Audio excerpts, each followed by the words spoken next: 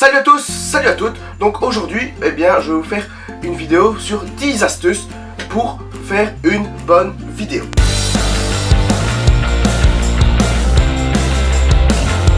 Première astuce, il faut écrire votre vidéo, car cela vous permettra de mieux retenir ce que vous voulez faire dans votre vidéo, voir et améliorer ce qui va ou ce qui ne va pas. Vous pourriez aussi oublier des idées, cela vous permettra de ne pas les oublier justement. Ça vous permettra aussi lors de vos tournages de votre vidéo de pouvoir structurer les moments où vous devez tourner les scènes, car comme vous le savez tous, une vidéo bien préparée c'est mieux qu'une vidéo mal préparée et faite à l'arrache que vous publiez comme ça parce que vous n'avez pas le time.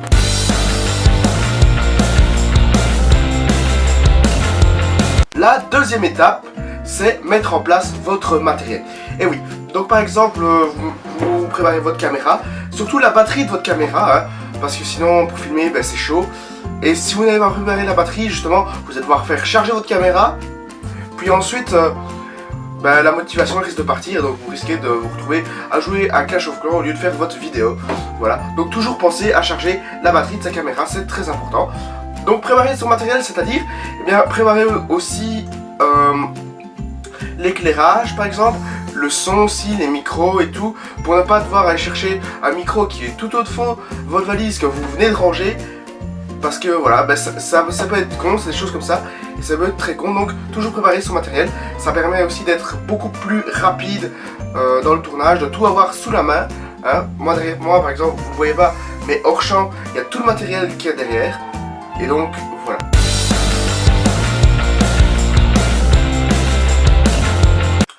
La troisième astuce, c'est de préparer votre lieu de tournage.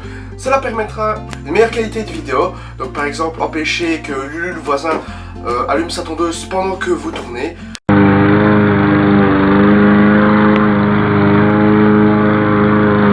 Voilà, c'est des choses comme ça. Donc trouvez un endroit où tout est calme, où il n'y a pas trop de bruit, où la luminosité est bonne, où il y a suffisamment d'espace pour votre vidéo et où c'est en raccord avec votre vidéo. C'est-à-dire que si vous faites une vidéo sur la montagne et sur le ski, ne vous mettez pas sur la plage pour faire votre vidéo. Voilà ce que ça veut dire. Voilà par exemple à quoi ressemble mon studio. Donc ici j'ai donc la lumière qui me permet de filmer sur mon décor soi-disant, donc avec deux appareils photo, deux caméras, un appareil photo et tout. Mon pied ici donc face à la scène. Ici j'ai mon fond vert au cas où. J'ai aussi ici il y a tout ce qui est pratique, en gros, micro, flash et tout, carte SD, ici, là-bas j'ai les étuis, et ici j'ai tout, donc si j'ai besoin, encore une fois, de matériel, tout est là. Donc ça permet en même temps que dès que j'ai besoin d'un élément de mon matériel, je puisse tout de suite aller me lever et le chercher. N'hésitez donc pas à prendre de la lumière artificielle pour illuminer votre lieu de tournage, car sinon, ça peut faire un peu sombre dans votre vidéo.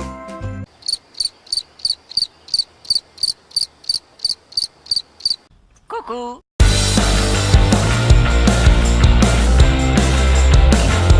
Et action! En gros, maintenant vous pouvez commencer à tourner, donc allumer la caméra et tout, et commencer comme ici, comme je fais maintenant. Faites aussi attention à ce que personne ne vienne dans votre lieu de tournage, en gros, parce que sinon, ça peut être chiant. Évitez qu'on vous dérange sans trop exagérer. Oh, tu ne passeras pas! Oh!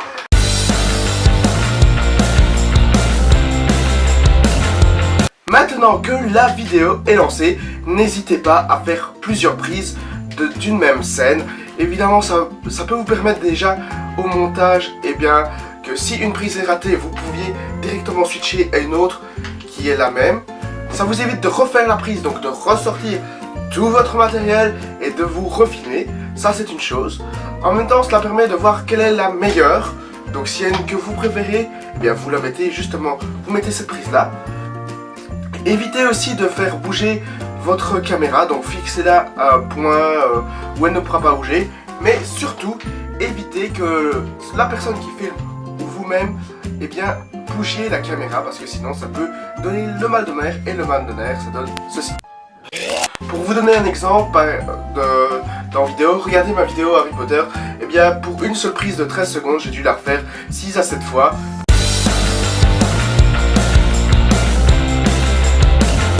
Le montage.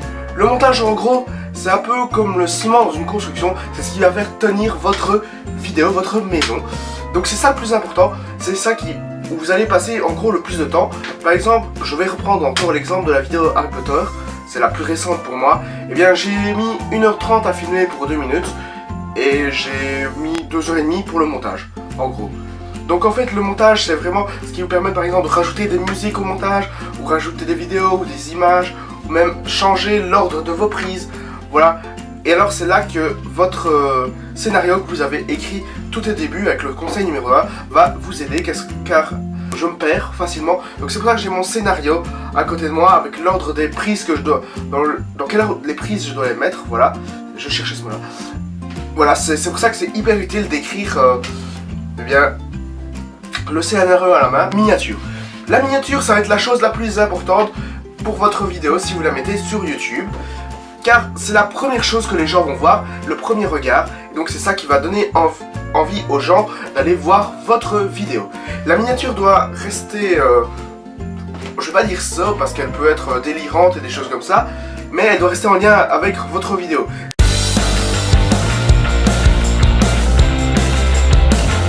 Maintenant on passe au titre. Oui, le titre est tout aussi important que la miniature.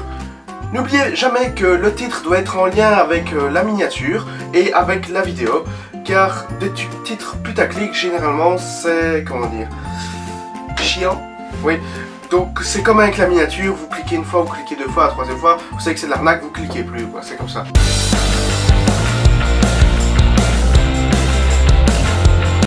L'avant-dernière étape maintenant, eh bien c'est la description. En gros dans la description, eh bien là ça peut varier de...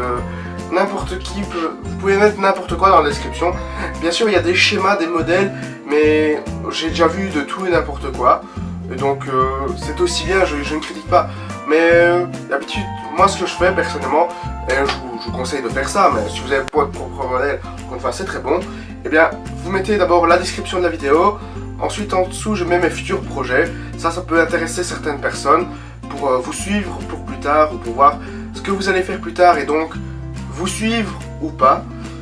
Je mets aussi le lien parfois de mes réseaux sociaux. Là j'en ai encore aucun, mais dans mon ancienne chaîne, donc la ADC, j'avais donc des liens pour aller sur mes sites internet et tout ça. Donc là c'est aussi utile de les mettre, ainsi que vos réseaux sociaux. Et puis le matériel que vous utilisez, ça c'est aussi intéressant pour les gens, car si les gens trouvent que vos vidéos c'est de la qualité, vos micros c'est de la qualité, et bien ils voudront acheter peut-être le même, ou alors juste aller voir avec quoi vous tournez et tout.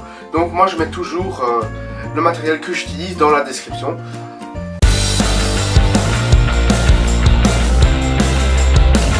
Donc le 10e conseil c'est faites comme vous voulez.